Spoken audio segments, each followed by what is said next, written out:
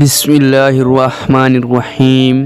السلام علیکم دوستو، ماوی ٹیوب کی جانب سے ایک نئی ویڈیو کے ساتھ حاضر ہیں اور آپ دوستوں کو خوش آمدید کہتے ہیں۔ سوشل نیٹ ورکنگ کی ویب سائٹس نے جہاں ایک جانب ہماری زندگیوں میں کئی آسانیاں پیدا کی ہیں اور ایک دوسرے سے رابطوں کو سہولت کے ساتھ ممکن بنایا ہے، وہیں دوسری طرف دیکھا جائے تو اس کی وجہ سے ہماری نوجوانوں کو ذہنی صحت کے بحران کا بھی سامنا کرنا پڑ رہا ہے۔ بین الاقوامی جریدے انڈیپینڈنٹ کے مطابق گزشتہ 25 سالوں کے دوران نوجوانوں میں پائے جانے والے دباؤ اور پریشانیوں میں 70% اضافہ ہوا ہے، اور اس دباؤ میں اضافے کی بنیادی وجہ سوشل میڈیا کو قرار دیا جا رہا ہے۔ 1500 نوجوانوں پر کیے جانے والے ایک سروے کے مطابق 14 سے 24 سال کی عمر کے نوجوان اس سوشل میڈیا کی وجہ سے دباؤ اور پریشانی کا شکار ہیں۔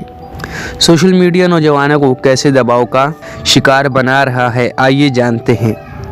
ویڈیو میں آگے بڑھنے سے پہلے آپ دوستوں سے گزارش ہے، اگر آپ نے ابھی تک ہمارے چینل ماوی ٹیوب کو سبسکرائب نہیں کیا ہے تو ابھی سبسکرائب کے بٹن پر کلک کر کے ہمارے سبسکرائبر بن جائیں۔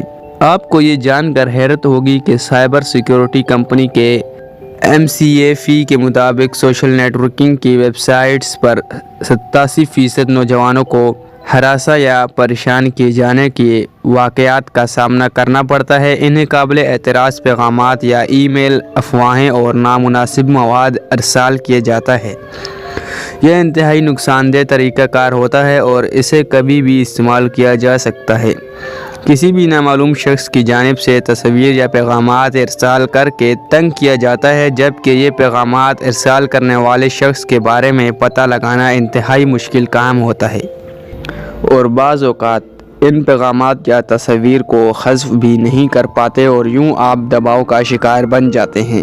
سماجی روابط کی ویب سائٹس پر پوسٹ کی جانے والی تصویر دیگر صارفین کی زندگیوں پر گہرے اثرات مرتب کرتی ہیں۔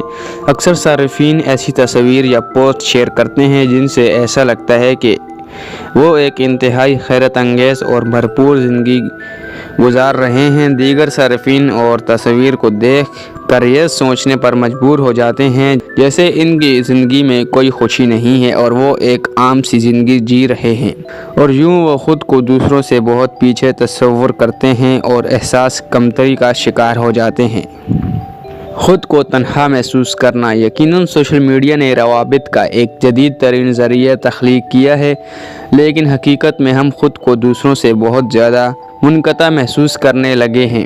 یونیورسٹی آف پیٹرزبرگ کے ایک تحقیق کے مطابق اگر کوئی صارف روزانہ صرف 2 گھنٹے سوشل نیٹ ورکنگ کی ویب سائٹس پر گزارتا ہے تو وہ اس سے 2 گنا زائد خود کو سماجی طور پر تنہا محسوس کرتا ہے۔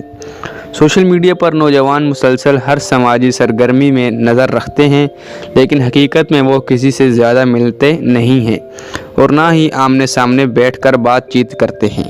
سوشل نیٹ ورکنگ کی ویب سائٹس آج اس حد تک ہماری زندگی میں رائج ہو چکی ہیں کہ ہم صبح اٹھ کر سب سے پہلے انہیں ہی چیک کرتے ہیں اور رات کو سوتے سے قبل بھی آخر بار اسی پر پائے جاتے ہیں۔ برطانیہ میں کی جانے والی ایک تحقیق کے مطابق 2/3 نوجوان اس وقت تک خود کو پرسکون محسوس نہیں کرتے جب تک کہ ان کی رسائی ان ویب سائٹس تک نہ ہو جائے۔ سوشل میڈیا کی یہ بری عادت ہمارے دماغ کے ان خطرناک حصوں کو بھی فعال کر دیتی ہے جو کہ صرف منشیات یا کوکین جیسے نشے کرنے کی صورت میں فعال ہوتے ہیں۔ سوشل میڈیا اب صرف وقت گزاری کی چیز نہیں رہی بلکہ ضروری حصہ بن چکی ہے۔ سوشل نیٹ ورکنگ کی ویب سائٹس پر ہر قسم کے موضوع سے متعلق وسیع پیمانے پر معلومات حاصل کی جا سکتی ہے اور وہ بھی بآسانی، لیکن اسی خاصیت کی بدولت نوجوانوں کے نامناسب یا قابل اعتراض مواد تک رسائی بھی ممکن ہو جاتی ہے جو ان کے ذہنوں پر منفی اثرات مرتب کرتی ہے۔ آغا خان یونیورسٹی کے ڈاکٹر عائشہ میاں کے مطابق اس وقت پاکستان کے 50 ملین افراد ذہنی خرابی سے متاثر ہو چکے ہیں اور یہ خرابی ان کے لیے اکثر اوقات دباؤ کا سبب بن جاتی ہے۔ پاکستان میں حکومت کی جانب سے سالانہ اخراجات کی مد میں صرف 2.4% صحت کے شعبے میں خرچ کیا جاتا ہے، جبکہ مزید اس کا بھی صرف 2% دماغی امراض کے شعبے پر خرچ ہوتا ہے۔ تو اسی کے ساتھ ویڈیو کا اختتام کرتے ہیں۔